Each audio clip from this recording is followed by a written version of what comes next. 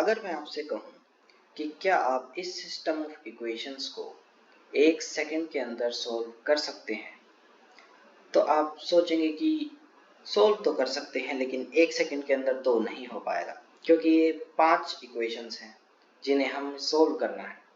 लेकिन Gauss Jordan method एक ऐसा मेथड है जिसकी मदद से हम इन पांचों इक्वेशंस को विद इन सेकंड सॉल्व कर सकते हैं। और सिर्फ 5 इक्वेशंस नहीं, अगर हमारे पास 10 इक्वेशंस भी हैं 10 वेरिएबल्स की, तो हम उनको 1 सेकंड में सॉल्व कर सकते हैं गॉस जॉर्डन मेथड को यूज करते हुए। तो चलिए देखते हैं कि गॉस जॉर्डन मेथड आखिर क्या है। और ये वीडियो समझने से पहले अगर आपने मेरी गॉस एलिमिनेशन मेथड वाली वीडियो अभी तक नहीं देखी है तो प्लीज उसे देख लें, समझना थोड़ा आसान हो जाएगा आपके लिए। तो जैसे कि हम जानते हैं कि पाइथन में मैट्रिक्स को हम इस तरह डिनोट करते हैं, जो इसके एक एक वैल्यू की जो इंडेक्स होती है उसको हम 0 से इंडिकेट करते हैं, 0 से स्टार्ट करते हैं और n-1 तक जाते हैं। अनलाइक नॉर्मली हम क्या करते हैं, A11 से स्टार्ट करते हैं, A22 A33 इस तरह डिनोट करते हैं। लेकिन क्योंकि पाइथन में 0 का काफ़ी रोल होता है और उसका लूप फॉर लूप n-1 तक चलता है, तो हमें इस तरह से यूज़ करना, 0 को इंक्लूड करते हुए यूज़ करने में फ़ायदा होता है। आइए देखते हैं कि गॉस जॉर्डन एलिमिनेशन क्या है।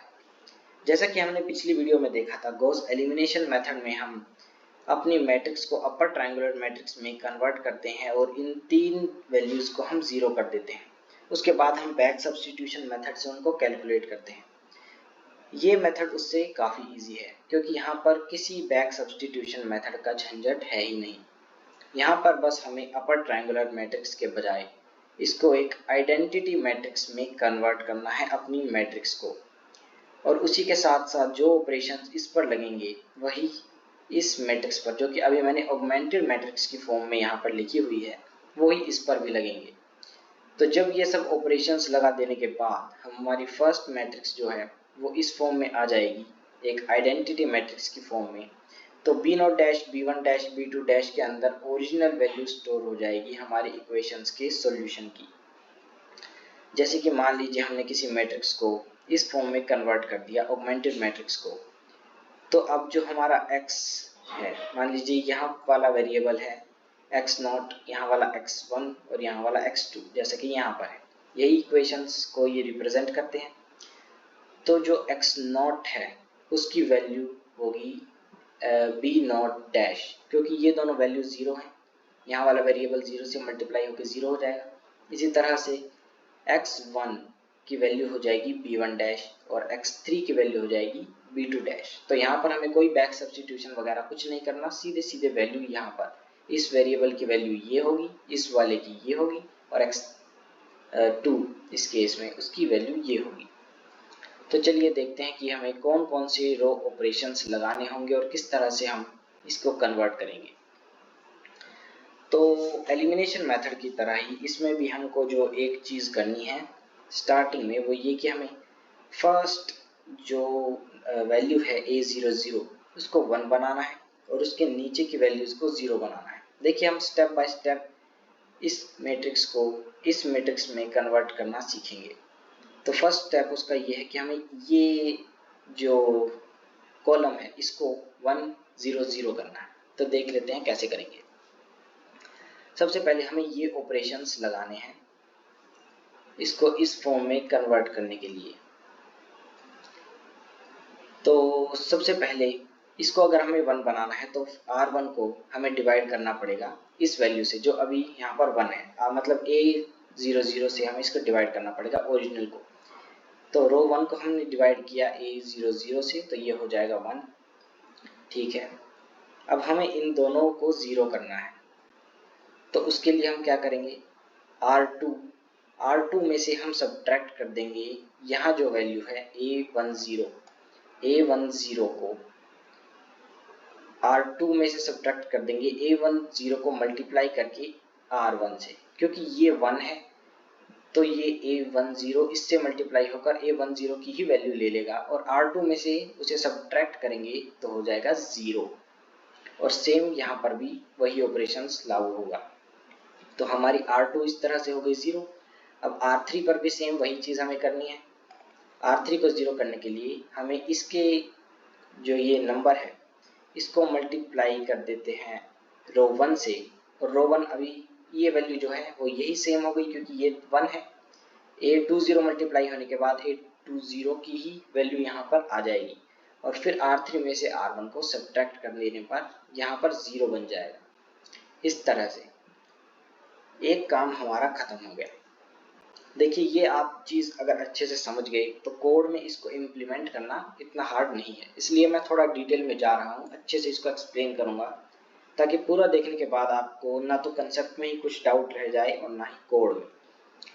तो चलिए अब सेकंड सेट ऑफ ऑपरेशंस लगाते हैं। अब हमें क्या करना है, हमें इस वाली कॉलम को इस फॉर्म में कन्वर्ट करना है, 0 1 0 करना है। अब देख लेते हैं वो कैसे करेंगे। अब इसको सबसे पहले हमें 1 बनाना है, सबसे पहले 1 की टेंशन लिया करिए। इसको 1 कैसे बना, R2 को अगर मैं इस वैल्यू से डिवाइड कर दूं तो ये वैल्यू हो जाएगी 1, और 0 पर कुछ फर्क नहीं पड़ेगा, 0 बाई कुछ भी 0 ही होता है, और यहाँ पर जो होना है वो हो जाए, उससे हमें कुछ लेना देना नहीं। तो सबसे पहले हमने यही ऑपरेशन लगा दिया, R2 is equal to R2 by A11, तो ये हो गया 1। अब सेम वही चीज जो हमने यहाँ पर की है हमें इधर भी करनी है। ये अब 1 हो चुका है, तो R1 is equal to R1 minus A01 जो कि ये है।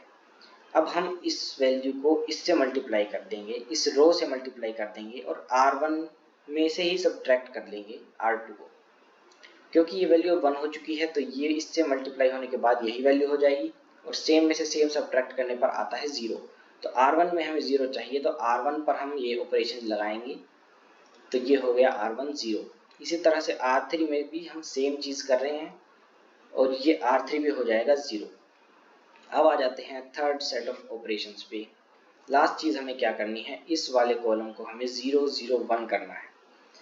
उसके लिए क्या करेंगे, सबसे पहले हमें 1 करना है, तो यहाँ पर आ जाते हैं, R3 को डिवाइड कर दीजिए A22 से, ये 0 का 0 ही रहेगा, ये भी 0 रहेगा, और ये हो जाएगा 1। सिंपल। फर्स्ट स्टेप तो आपको याद हो ही जाना चाहिए, बस डिवाइड कर दो, हो गया 1। अब सेम वही चीज़ जो हम पीछे से करते आ रहे हैं, R2 में अब ये 1 हो चुका है, तो R2 में से हम सब्ट्रैक्ट कर लेंगे R3 को मल्टीप्लाई करके इस वैल्यू से। R3 क्योंकि ये अब 1 हो चुका है तो इसे हम इससे मल्टीप्लाई करेंगे तो सेम वैल्यू यहाँ पर हो जाएगी, और R2 माइनस R3 तो यहाँ पर भी 0 हो जाएगा, और सेम चीज़ रो 1 में हम कर देंगे, तो ये हो गया हमारा 0। अब क्योंकि हम कंप्यूटर में ऑगमेंटेड मैट्रिक्स लेके नहीं चल सकते हैं, तो हम बी मैट्रिक्स अलग से क्रिएट करेंगे, और ये सभी ऑपरेशंस बी मैट्रिक्स पर भी लगाएंगे, ताकि ये सब ऑपरेशंस बी पर लगने के बाद जो फाइनल बी मैट्रिक्स के अंदर हमारी वैल्यू स्टोर हो जाए। अब देखिए यहाँ पर मैं क्या करूँगा, ये जो 9 के 9 ऑपरेटर्स हैं मैं इनको लाइन बाय लाइन आपको चला के दिखाऊंगा इस लंबे से कोड की मदद से, ताकि आपको लाइन बाय लाइन चीज़ समझ आए, और फिर उसी चीज़ को मैं यहाँ पर एक लूप में कन्वर्ट करके आपको समझाने की कोशिश करूँगा, ताकि कुछ भी डाउट की दिक्कत ना रह जाए कि ये किस तरह से काम कर रहा है। लूप से वो चीज़ थोड़ी छोटी पड़ जाती है, और थोड़ा इजी और अच्छा एफिशिएंट तरीका है इसका। तो चलिए एक एग्जांपल से स्टार्ट करते हैं। हमने numpy लाइब्रेरी इंपोर्ट की इस लाइन में, और हमने 2 एरेज डिफाइन कर दिए, एरेज यानी कि मैट्रिक्स। सिंपल। फर्स्ट है 10 1 1, इसकी ये फर्स्ट रो है, सेकंड रो ये है, थर्ड रो ये है, ये वाली, और ये है हमारी बी मैट्रिक्स 12 10 9। अब सबसे पहले मैं इस कोड को रन कर देता हूँ, और लाइन बाय लाइन आपको समझाऊंगा कि कहाँ पर क्या हो रहा है। तो देखिए सबसे पहले A00 जो कि इस केस में हमारा है 10, सबसे ऊपर वाली वैल्यू 10। आसानी के लिए यहाँ पर मैं इसको दिखा देता हूँ, ये हमारी A मैट्रिक्स है। तो फर्स्ट ऑपरेशन हमें जो चलाना है वो है 10 से इस पूरी रो को डिवाइड कर देना है ताकि ये 1, ये 0.1, ये 0.1 हो जाए। तो m1 की वैल्यू मैंने स्टोर करा ली एक वेरिएबल में। ये करना इसलिए ज़रूरी है क्योंकि जब आप यहाँ पर ये b पर भी, क्योंकि हमें वही सेम ऑपरेशंस चलाने हैं, तो जब आप a पर चलाएंगे तो a रो की मतलब कि फर्स्ट रो की वैल्यू चेंज हो जाएगी। और अगर यहाँ पर आप m1 की जगह a00 रखेंगे तो वो चेंज वैल्यू से डिवाइड होगा, जो कि हम नहीं चाहते। हमें फर्स्ट वैल्यू से इसको डिवाइड करना है, जो कि इस केस में 10 है। तो 10 इसमें स्टोर हो जाएगा। और ये है फर्स्ट रो। फर्स्ट रो को इंडिकेट करने का ये सिंटैक्स है पाइथन में। First row is equal to first row divided by 10। तो फर्स्ट रो जो है 10 से डिवाइड हो जाएगी। और मैंने यहाँ पर प्रिंट कराया है उसको ताकि स्टेप बाय स्टेप मैं आपको दिखा सकूं कि क्या क्या हो रहा है, फ्लो ऑफ कंट्रोल में क्या क्या चेंज हो रहा है। तो देख लेते हैं। ये हमारी ए मैट्रिक्स m1 जो है 10 है और ये मैट्रिक्स आई है फर्स्ट ऑपरेशन चलने के बाद। देखिए 10 का 1 हो गया है, 1/10 0.1 और 1/10 0.1। इतना ठीक है। अब आगे देखते हैं। इसी तरह से दूसरा मल्टीप्लायर m2 मैंने इसमें स्टोर कराया है क्योंकि हमें ऑपरेशन चलाना है r2 is equal to r2 minus m2 into r1। Same case यहाँ पर भी हमने m2 इसलिए लिया है क्योंकि उसकी वैल्यू इसके बाद चेंज हो जाएगी अगर हम a10 लेते हैं तो। और वो यहाँ पर जब हम a10 लिखेंगे तो वो चेंज्ड वैल्यू होगी फर्स्ट रो की, ना कि ओरिजिनल वैल्यू। हमें ओरिजिनल वैल्यू चाहिए, इसलिए हमने इसको मल्टीप्लायर में स्टोर कराया है। ये बात आपको समझ आ गई होगी। अब इस रो में कौन सा ऑपरेशन चल रहा है, यहाँ पर कमेंट बनाकर मैंने लिखा है आपके ईज के लिए r2 is equal to r2 minus 1 r1। m2 के अंदर अभी वैल्यू है m2 के अंदर वैल्यू है 1, तो r2 is equal to r2 minus 1 r1। तो जैसा कि हमने ऊपर देखा था, इसके बाद ऊपर वाली वैल्यू 0 हो जाएगी। तो देख लेते हैं। m2 में 1 है और r2 is equal to r2 minus 1 r1। r1 से मल्टीप्लाई होके उससे ही ये माइनस हो जाएगा। तो ये देखिए ये वैल्यू हो गई हमारी 0, जो कि हमें चाहिए थी। और 10 में से 0.1 माइनस हो गया, -1 में से 0.1 माइनस हो गया, तो आ गया -1.1। ये देखिए इस तरह से ये कोड चल रहा है। अब इसकी थर्ड लाइन देख लेते हैं। और सेम चीज़ हम बी मैट्रिक्स पर भी लागू करते चल रहे हैं क्योंकि सेम ऑपरेटर्स बी मैट्रिक्स पर भी लग रहे हैं, उस पर लगते हैं। और एंड में जाकर जो हमारी वैल्यूज़ हैं वो बी मैट्रिक्स में स्टोर हो जाने वाली है। तो दूसरा ऑपरेटर, क्योंकि डिवाइड वाले के बाद हमें 2 ऑपरेटर्स चलाने हैं, देखिए ये 2, तो इसलिए 2 बार m2 की वैल्यू यहाँ पर आपको देखने को मिलेगी। डिवाइड बस एक बार है, फिर सब्ट्रैक्शन वाला ऑपरेटर 2 बार है। तो एक m2 ये रहा और दूसरा m2 ये रहा। m2 के अंदर हमने वैल्यू स्टोर करा ली, जो कि इस केस में भी 1 है। और यहाँ पर ऑपरेटर चल रहा है r3 is equal to r3 minus 1 r1, ताकि r3 इस बार 0 हो जाए। r3 का जो फर्स्ट वैल्यू है वो 0 हो जाए। अब देख लेते हैं। m2 में अभी भी 1 है, तो r3 is equal to r3 minus 1 r1। तो इस वाली रो में से ये वाली रो 1 से मल्टीप्लाई होकर माइनस हो रही है। तो देखिए ये हो गया 0, -2 माइनस 0.1 हो गया -2.1, और 10 माइनस 0.1 हो गया 9.9। ठीक है, फर्स्ट सेट हमारा यहाँ पर चल चुका है। इतना आपको समझ आ गया होगा। फिर से हमें जो है सेकंड सेट चलाना है, इस पर ये वाले ऑपरेटर्स लगाने हैं। तो देख लेते हैं इनको भी। इस बार r1 के अंदर जाएगा, m1 के अंदर जाएगा a11, क्योंकि अब हमें सेकंड रो का जो मिडल वाला एलिमेंट है उसको 1 करना है, तो इसलिए हम इससे डिवाइड करेंगे। दोनों को हमने डिवाइड कर दिया। इस केस में वो 9.9 है। देखिए ये जो वैल्यू है वो अपडेटेड मैट्रिक्स में से देखी जाती है। जैसे कि यहाँ पर 1,1 है, तो ये वैल्यू है 9.9, ना कि सबसे फर्स्ट वाली मैट्रिक्स की, क्योंकि ऑपरेटर्स लगने के दौरान मैट्रिक्स चेंज होती रहती है, तो अपडेटेड मैट्रिक्स की ये वैल्यूज हैं A10 A01, ये सब वैल्यूज जो फ्लो ऑफ कंट्रोल के साथ नई मैट्रिक्स आई है उसकी वैल्यूज हैं। ये ध्यान देने वाली बात है। तो यहाँ पर ऑपरेटर चल गया है, सेकेंड रो को डिवाइड कर दिया। अब R1 is equal to R1 minus M2 R2, इससे क्या होगा, फर्स्ट रो का सेकेंड एलिमेंट 0 हो जाएगा। ये चल रहा है हमारा ऑपरेटर इस तरह से, और इसी तरह से इसका जो थर्ड है उसको हम 0 कर देंगे। सेट को देख लेते हैं क्या चेंज आया है। ये देखिए यहाँ तक ऑपरेटर्स चले, M1 इज इक्वल टू 9.9, अगले केस में वो 0.1 हो गया ऑपरेटर्स चलने के बाद, जो कि आप देख सकते हैं। इतना समझना हमारे लिए काफ़ी है क्योंकि आगे वो लूप काफ़ी लंबा चलता है, तो एक एक चीज़ समझनी ज़रूरी नहीं है। हमारा कोड सही से वर्क कर रहा है। ये देखिए, ये 0 1 0 इतना काम हो गया सेकंड सेट ऑफ ऑपरेशंस के बाद, यानी कि हमने जितना कोड बनाया है वो अभी तक परफेक्टली फाइन चल रहा है।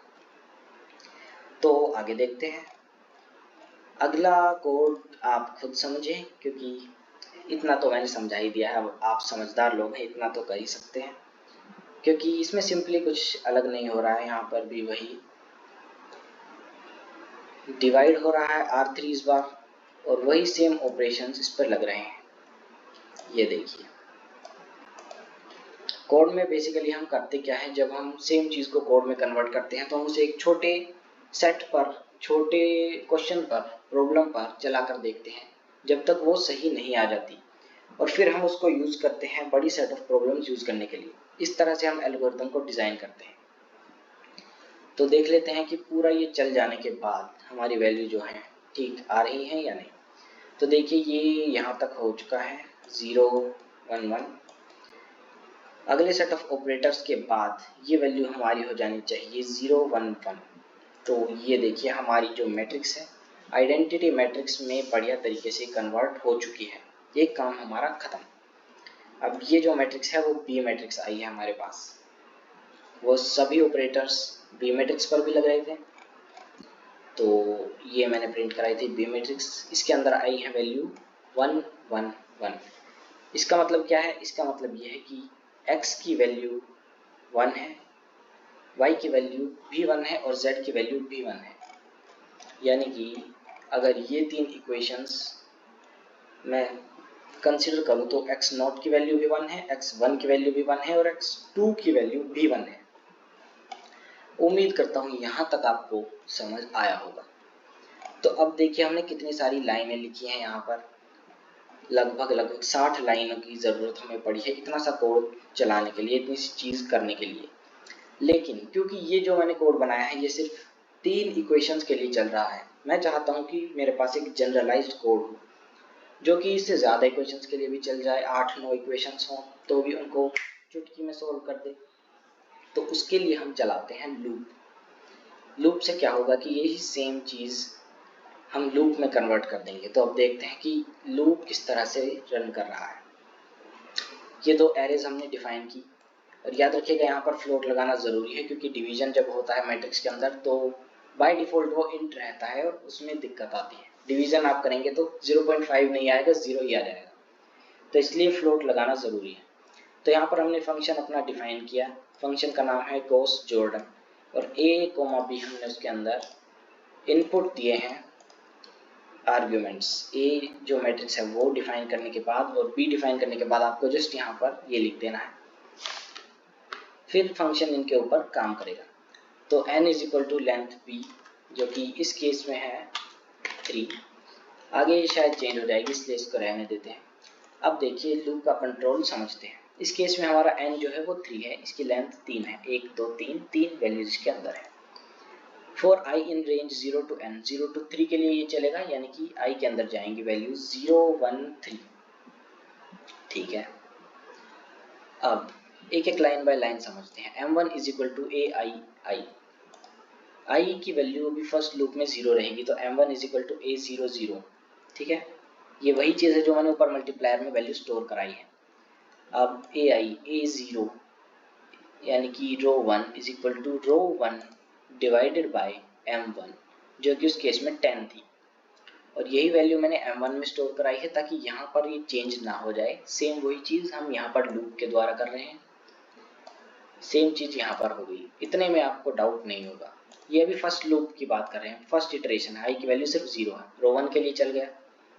अब क्योंकि हमें, देखिए ऊपर दिखाता हूँ, m1 की एक वैल्यू पर, यानी कि जब एक बार डिवीजन वाला ऑपरेटर चल रहा है उसके बाद दो सब्ट्रैक्शन वाले ऑपरेटर्स भी चल रहे हैं, ये देखिए। तो यानी कि एक बार जब ये चल रहा है तो हमें एक सब लूप बनाना पड़ेगा, एक नेस्टेड लूप बनाना पड़ेगा जिसमें कि ये दो ऑपरेटर्स चलेंगे।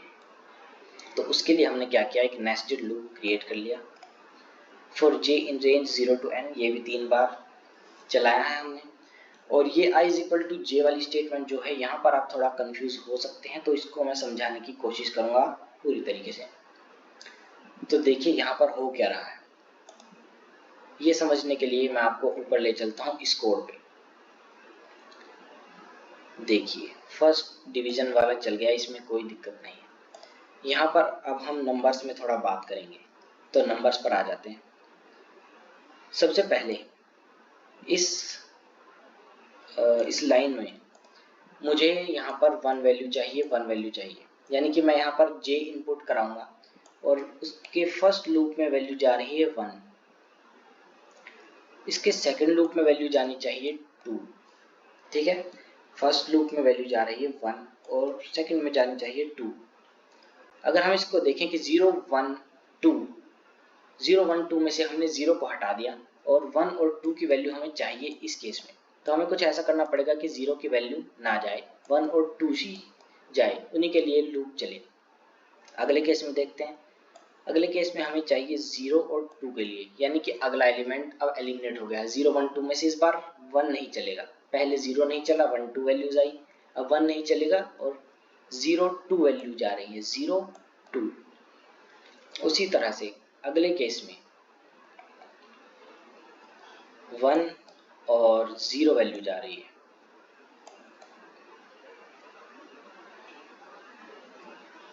हाँ 1 और 0 वैल्यू जा रही है। इस बार क्या हुआ, थर्ड एलिमेंट एलिमिनेट हो गया, 0 1 2 में से इस बार चला गया 2 और बचा 0 और 1, ठीक है।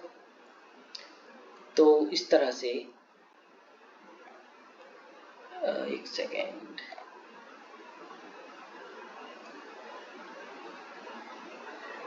हाँ, तो इस तरह से हमारा जो j है उसको हमें इस तरह से डिफाइन करना है, कुछ ऐसा चलाना है। देखिए अगर मैं ये वाली लाइन ना लिखूं, इसको आप एक सेकंड के लिए इग्नोर करें, अगर मैं ये ना चलाऊं तो j के अंदर वैल्यू जाएगी फर्स्ट लूप में 0, अगले में 1 और अगले में 2, लेकिन हमें ऐसा नहीं करना है। हमें फर्स्ट लूप में वैल्यू चाहिए 1 और 2, अगले में हमें वैल्यू चाहिए 0 और 2, और फिर थर्ड लूप में हमें वैल्यू चाहिए 0 और 1। तो उसके लिए हमें ये चीज़ करनी पड़ेगी, ये खुराफात करनी पड़ेगी। If j is equal to i, मतलब कि j की वैल्यू अगर i के बराबर है, i में भी चल रहा है 0, तो कंटिन्यू। अब कंटिन्यू स्टेटमेंट क्या है, इसे देखकर डरने की जरूरत नहीं है। कंटिन्यू जहां पर भी आ जाए तो नीचे का कुछ भी पोर्शन रन नहीं करेगा, ये फ्लो ऑफ कंट्रोल यहाँ से वापस ऊपर चला जाएगा। यानी कि ये लूप अगर 0 के लिए चल रहा है तो ये अगले नंबर के लिए चलेगा, ये 1 के लिए चलेगा, नीचे की स्टेटमेंट्स रन नहीं करेंगी। जैसे कि ब्रेक होता है इसी तरह से कंटिन्यू होता है, ब्रेक लूप से बाहर आपको फेंक देगा लेकिन कंटिन्यू आपको अगले इटरेशन पर पहुंचा देगा। तो अब j की वैल्यू हो गई है 1, अगले इटरेशन पर आ जाओ, j की वैल्यू अब 1 हो गई। अब यहाँ पर कंट्रोल आएगा, if j is equal to i में है 0, j में है 1, तो ये ट्रू नहीं है, j is equal to i नहीं है, तो इफ स्टेटमेंट ये नहीं चलेगी, कंटिन्यू अब नहीं चलेगी। अब क्या चलेगा, अब चलेगी हमारी एल्स की स्टेटमेंट। अगर ये नहीं तो ये एल्स स्टेटमेंट ये करती है, अगर ये स्टेटमेंट ट्रू है तो ये वाली स्टेटमेंट्स चलेंगी, और अगर नहीं एल्स तो ये सब चलेगा। तो ये सब में अब क्या गया है, देखिए j की वैल्यू i 0 नहीं गई, फर्स्ट लूप के लिए कंटिन्यू हो गया, तो अब 1 और 2 वैल्यूज उसके अंदर आएंगी जो कि हमें चाहिए। जैसे कि मैंने अभी ऊपर आपको दिखाया जे के अंदर मुझे पहले में वैल्यू चाहिए 1 और 2, तो फर्स्ट इटरेशन जब चलेगी तो जे की वैल्यू होगी 1, सेकेंड जब चलेगी तो जे की वैल्यू हो जाएगी 2। और ये सभी सेम वही स्टेटमेंट्स है जो मैंने ऊपर आपको एक्सप्लेन की। इसमें तो आपको कोई डाउट नहीं होना चाहिए, ये मल्टीप्लायर 2 है, इसमें हमने जे आई की ओरिजिनल वैल्यू को स्टोर करके रखा है। इसी तरह से अगले में हमें चाहिए था क्या 0,2, यहाँ पर हमें 1 को एलिमिनेट कर देना, तो 0,2 चाहिए अगली इटरेशन में। अगली इटरेशन जब आएगी ये लूप चल जाने के बाद, तो फ्लो ऑफ कंट्रोल यहाँ से फिर वापस जाएगा यहाँ पर। अब आई की नेक्स्ट वैल्यू के लिए लूप चलेगा, ये बड़े वाला लूप, तो आई की वैल्यू 1 है, ये सभी स्टेटमेंट्स चलेंगी। इस बार रो 1 के लिए, रो 2 के लिए, आई के अंदर जब 0 था तो रो 1 के लिए, अब ये है 1 है तो रो 2 के लिए चलेगा। और वही ऑपरेशंस यहाँ पर A11 हो जाएगा, मिडल वाली वैल्यू से वो डिवाइड होगी, रो 2 का सेंट्रल एलिमेंट 1 हो जाएगा इस स्टेटमेंट के बाद। और सेम ऑपरेशंस हम B पर तो चला ही रहे हैं। अब यहाँ पर आते हैं, I के अंदर इस बार वैल्यू है 1, J स्टार्ट होगा लूप, J वैल्यू 1 लेगा, नहीं पहले 0 लेगा, 0 इज इक्वल टू 1, नहीं 0 1 के इक्वल नहीं है तो ये स्टेटमेंट नहीं चलेगी। तो उसका मतलब ये हुआ कि 0 के लिए, J की 0 वैल्यू के लिए ये सारी स्टेटमेंट्स चल जाएंगी, जैसे कि हमें ऊपर चाहिए था 0 और 2 के लिए। अब जब इसके अंदर अगले इटरेशन में 1 आएगा तो J के अंदर 1 है और I के अंदर भी 1 है, तो 1 इज इक्वल टू 1 ट्रू जब होगा यहाँ पर तो कंटिन्यू स्टेटमेंट चलेगी और वो स्टेप एलिमिनेट हो जाएगा, स्किप हो जाएगा, क्योंकि हमें 1 के लिए नहीं चलाना है। फिर वो चलेगा J इज इक्वल टू 2 के लिए, इस तरह से वो 0,2 के लिए चलेगा। इसी तरह से जब इसकी अगली इटरेशन आएगी तो I के अंदर वैल्यू 2 होगी, जब 2 इज इक्वल टू 2 हो जाएगी तो इस बार J इज इक्वल टू 2 के लिए नहीं चलेगा, 0 और 1 के लिए लूप चलेगा हमारा। इस तरह से ये एल्गोरिदम मैंने डिफाइन किया है, ये मैंने कहीं से लिया नहीं है, कहीं से सीखा वगैरह नहीं है, मैंने बस कुछ वीडियोस देखी और मेन कंसेप्ट समझा कि गॉस जॉर्डन इक्वेशन में हम करते क्या है, इस मेथड में मेनली हम करते क्या है, और उसका मैंने ये कोड अपने आप फिर बना दिया। और वही मैं आपको समझाने की कोशिश कर रहा हूँ ज़्यादा एक्सप्लेन करके कि किस तरह से आप इसका कोड बना सकते हैं। आप सबसे पहले इस तरह से खोल के इक्वेशंस को लिखिए कि मेनली ये कर क्या रहे हैं, फिर आपको एक रिलेशन ढूंढना पड़ेगा उनमें कि भाई ये लूप किस तरह से काम करेगा, अगर मैं इसको लूप में डालूं तो कौन सी स्टेटमेंट नहीं चलनी चाहिए, कौन सी चलनी चाहिए। जैसे कि जो मेन रिलेशन मैंने यहाँ पर ढूंढा वो ये था कि फर्स्ट वैल्यू के लिए J नहीं चलेगा, फिर अगली इटरेशन में अगली वैल्यू के लिए नहीं चलेगा, उससे अगली में 2 के लिए नहीं चलेगा, और इस तरह से मैंने यहाँ पर n इनपुट करा है तो कितने भी इक्वेशंस हों ये सही से काम करेगा। जैसे कि हमने बताया कि B के ऊपर भी वही सेम वैल्यूज लागू हो रही हैं, B के अंदर फाइनली वो फाइनल वैल्यूज स्टोर हो जाएंगी। उम्मीद करता हूँ यहाँ तक आपको क्लैरिटी आई होगी चीज़ों में, अगर नहीं आई तो कमेंट करके आप पूछ सकते हैं। मैंने अपनी तरफ से काफ़ी कोशिश की है इसको समझने के लिए और फिर आपको समझाने के लिए, तो उम्मीद करता हूँ कि थोड़ा बहुत आपको कंसेप्ट क्लियर हुआ होगा। क्योंकि देखिए आप कोड को हमेशा रट के नहीं जा सकते एग्जाम वगैरह में या कहीं भी, उसको समझना ज़रूरी है। अगर आपने उसको समझा है तो आप ऑन द स्पॉट क्रिएट भी कर सकते हैं, अगर आपने अच्छे से उस चीज़ को समझा है तो। एल्गोरिदम आपको आना चाहिए, कोड आप अपने आप बना लेंगे, इसलिए मैं कहता हूँ कि कंसेप्ट क्लियर होना चाहिए, कोड आप बना लोगे आराम से। तो यहाँ पर फिर मैंने प्रिंट कर दिया है बी को, क्योंकि बी के अंदर अपनी फाइनल वैल्यू स्टोर है और सेट ऑफ इक्वेशंस यही है जो ऊपर वाले में हमने ली थी सेम कोड में, इस वाले में इसका सॉल्यूशन 111 आया था। अब इसको चलाकर देखते हैं तो हमारा कोड परफेक्टली चल रहा है। ये मैंने फंक्शन डिफाइन कर दिया, इस तरह से फंक्शन कॉलिंग करते हैं, ए के अंदर फर्स्ट एरे, बी के अंदर सेकेंड एरे, और इसको आपको बस ऐसे लिख देना है, ए कोमा बी को इनपुट कर देना है। प्रिंट स्टेटमेंट अपने आप है यहाँ पर, वो प्रिंट कर देगी सॉल्यूशंस को, रिटर्न की हमें यहाँ पर कोई ऐसी ज़रूरत है नहीं। तो ये देखिए 1,1,1 आ गया, इसका मतलब ये लूप जो है अपना परफेक्ट चल रहा है, बढ़िया चल रहा है, 1,1 वैल्यू मैच कर गई है, यहाँ तक कोई एरर नहीं आ रहा है। अब चलिए कुछ क्वेश्चंस पर हाथ आजमा लेते हैं। अगर किसी सेट ऑफ इक्वेशंस का सॉल्यूशन एग्जिस्ट नहीं करता है तो ये मेथड किस तरह से रिएक्ट करेगा वो हम देख लेते हैं। यहाँ पर 3 इक्वेशंस है हमारे पास, इनको मैंने एरे में कन्वर्ट कर दिया। 2 - 4 1, 4 - 8 7, -2 4 - 3 फ्लोट ध्यान रखना। बी के अंदर ये एरे स्टोर करा दी और गॉस जॉर्डन के अंदर इस तरह से इनपुट करा देना है। क्योंकि इनके सॉल्यूशन एग्जिस्ट नहीं करते हैं तो आपका कोड कुछ ऐसा चलेगा, NaN NaN NaN। NaN माने क्या? नॉट अ नंबर, यानी कि इसके जो सॉल्यूशंस हैं वो एग्जिस्ट नहीं करते हैं, इसलिए आपके पास ये इतना प्यारा सा एरर आ गया है, छोटा सा। तो उस केस में ये लूप आपका इस तरह से काम करेगा, रिएक्ट करेगा, एरर देगा। तो ज़रूरी नहीं कि आपके कोड में दिक्कत हो, ऐसा भी हो सकता है कि आपने जो इक्वेशंस उठाई हैं उनका सॉल्यूशन एग्जिस्ट करता ही नहीं है, इसलिए ये एरर आ रहा है। तो इस बात का आपको ध्यान रखना है। अब आ जाते हैं अपनी फर्स्ट प्रॉब्लम में। 5 इक्वेशंस का सिस्टम अगर हमें सॉल्व करना है तो उसको किस तरह से करेंगे।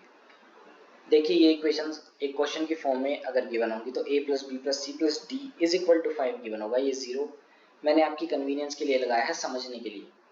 उस केस में यहाँ पर ये 0 नहीं होगा। इस तरह के क्वेश्चंस बहुत कॉमन होते हैं, तो 0 मैंने आपकी हेल्प के लिए लगाया है ताकि आप एक सिमेट्रिकल पैटर्न यहाँ पर देख सकें। आपको जब क्वेश्चन मिलेगा तो ये सारे जीरोस को एलिमिनेट करने के बाद मिलेगा। यहाँ पर सीधा लिखा होगा a + b + d + e = 0 और आपको फिर इन्हें सोल्व करना होगा। तो गॉस जॉर्डन एलिमिनेशन से हम इसको किस तरह से सोल्व करेंगे। सिंपली ये इनका सॉल्यूशन है, हमें देखना है कि सही हमारा आंसर आ रहा है कि नहीं आ रहा है।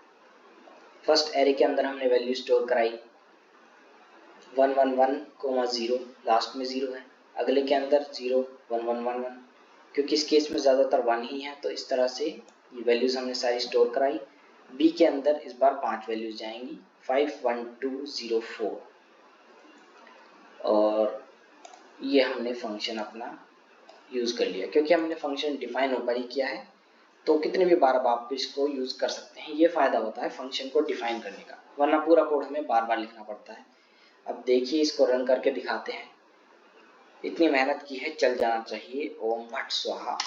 आह, ये देखिए चल गया हमारा कोड, बढ़िया एकदम मैच कर रही है वैल्यूज। 2 2 1 3 -1 -2 3 -1 -2 परफेक्टली हमारा कोड यहाँ पर रन कर रहा है गॉस जॉर्डन मेथड से। यहाँ तक हमें कोई खास ऐसी दिक्कत आई नहीं।